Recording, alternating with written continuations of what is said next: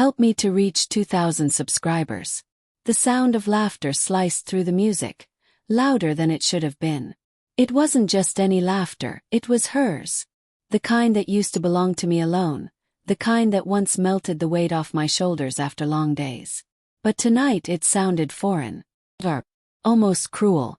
From across the crowded banquet hall, I watched my wife, Clara, tilt her head back, brushing a strand of hair from her neck as her coworker, Ryan, leaned in too close. His hand rested on the small of her back, fingers grazing where they shouldn't have been. My chest tightened. My drink trembled in my hand. Everyone around me was laughing, clinking glasses, celebrating the end of another fiscal year. But I wasn't part of the noise. I was an intruder in my own wife's world, a world where I no longer seemed to fit. Clara had insisted I come tonight.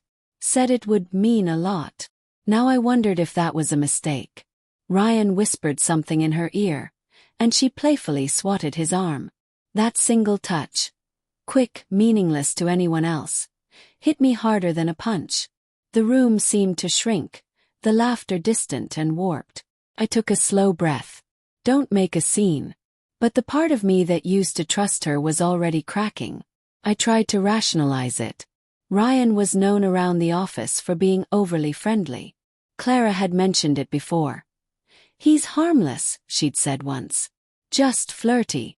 Yet tonight that harmless touch felt deliberate. And her response wasn't discomfort. It was warmth.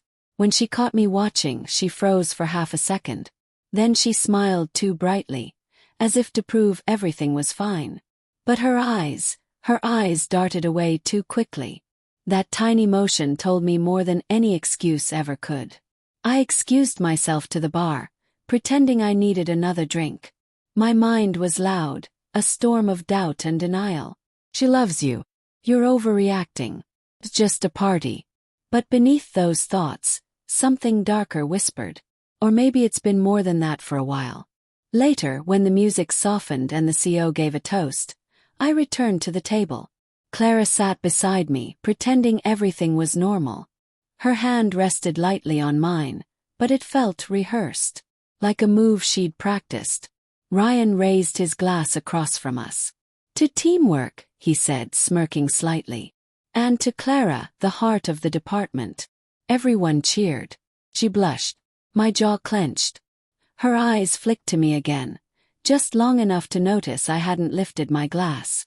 The air between us grew tight. I forced a smile, but it didn't reach my eyes. When the toast ended, I leaned closer to her and whispered, "You two seem pretty close." She turned sharply. "What's that supposed to mean?" Shrugged. "Nothing. Just an observation." Her tone lowered, defensive. "You're being paranoid." Maybe I was. But paranoia doesn't come from nowhere. It's born from the truth we don't want to face. As the night dragged on, I watched them dance. Not a slow dance, nothing that intimate, but the way she moved around him, the way he matched her rhythm, their laughter melting into something too familiar. It was all wrong. Every sway of her hips was a confession she didn't realize she was making. When she came back to the table, slightly breathless, I couldn't stop myself. "Enjoying yourself?" She nodded. "It's just dancing, Ethan." "Yeah," I said, finishing my drink. "Just dancing." But my voice gave away everything I was trying to hide. She sighed, looking exhausted. "Can we not do this here?" I wanted to say fine. I wanted to play along, save face, and deal with it later. But then Ryan approached. "Hey, Clara," he said, resting a hand on her shoulder. "We're heading upstairs for the after party. You in?" Stairs. Private suites. Fewer eyes. Something in me snapped. "She's not going," I said, standing abruptly. Ryan raised his brows, amused. "Didn't ask you, man." Clara's expression faltered, panic flashing briefly before she masked it with irritation. "Ethan, stop. You're embarrassing me." "No," I said quietly. "You already did that for both of us." The table went silent. Even the music seemed to pause for a heartbeat. Ryan stepped closer, that arrogant smirk still painted on his face. "Look, buddy, I think you've had enough to drink." I stared at him, my pulse thundering. And I think you've had enough of touching things that don't belong to you. Before I could think, my hand was on his collar. Chairs scraped back, people gasped, but I didn't care. The anger I'd buried for months, late nights, missed calls, fake smiles, erupted all at once. Clara's voice cut through the chaos. Ethan, stop. You're making it worse. That stopped me. Making it worse. As security stepped in to separate us, she didn't come to my side. She went to his. She put her hand on his chest, whispering something to calm him down. And in that moment, everything inside me went cold. I didn't speak to her on the way home. The silence was unbearable, filled with the ghosts of what we used to be. When we pulled into the driveway, she finally said, "You completely overreacted tonight." I turned to her, voice low but steady. "Tell me the truth, Clara. Is there something going on between you and him?" Her eyes glistened. For a second I saw guilt flicker. Then denial took over. No. You're twisting everything." But her tone trembled.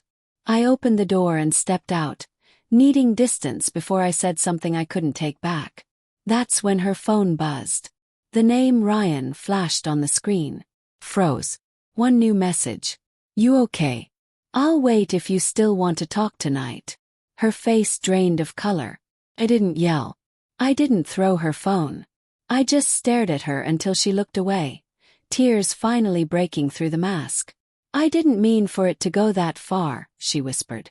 "It just happened." The words felt like knives twisting in my chest. I walked to the porch, trying to breathe. Every part of me wanted to hate her, to leave right there and never look back. But love is cruel. It clings even when it's poisoned. She followed, crying softly. "Ethan, please. It was a mistake. I swear it's over." Turned slowly. "No, Clara. It's not over. It's just started."